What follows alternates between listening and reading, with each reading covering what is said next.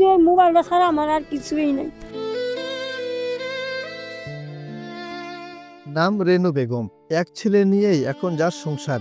দীর্ঘদিন ধরে অসুস্থতায় ভুগছেন। জায়গা জমি কিছুই নেই। থাকেন ঢাকার মহাখালীর করাইল বস্তিতে। মঙ্গলবার আগুনের লেলিহান শিখায় পুড়ে গেছে সকল আসবাবপত্র। পানি খাওয়ার মতো সামান্য পাত্রটিও পুড়ে গেছে ভয়ঙ্কর আগুনে। পারফেক্ট ব্লেন্ডের ফ্রেশ মশলা, ভালোবাসার স্বাদ অটুট থাক। সবকিছু হারিয়ে এখন নিঃস্ব হয়ে গেছেন এই রেনু বেগম। পরনের কাপড় এবং হাতের মোবাইল ফোনটি ছাড়া আর কিছুই সাথে করে নিয়ে আসতে পারেননি। শুধু এই মোবাইলটাই আছে আমার, আর কিছু নেই। শুধু কেউ কিছু করতে পারি নাই।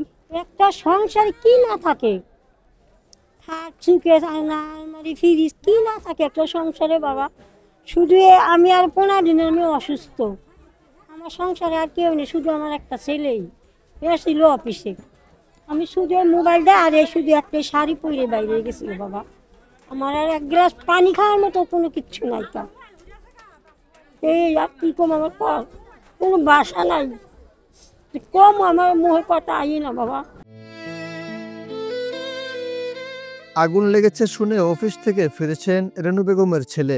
দাঁড়িয়ে দেখেছেন চোখের সামনে পুড়ে যাচ্ছে মাথা গোজার শেষ সম্বল, কিন্তু কিছুই করতে পারছেন না। এ যেন অসহায়ত্বের আর্তনাদ।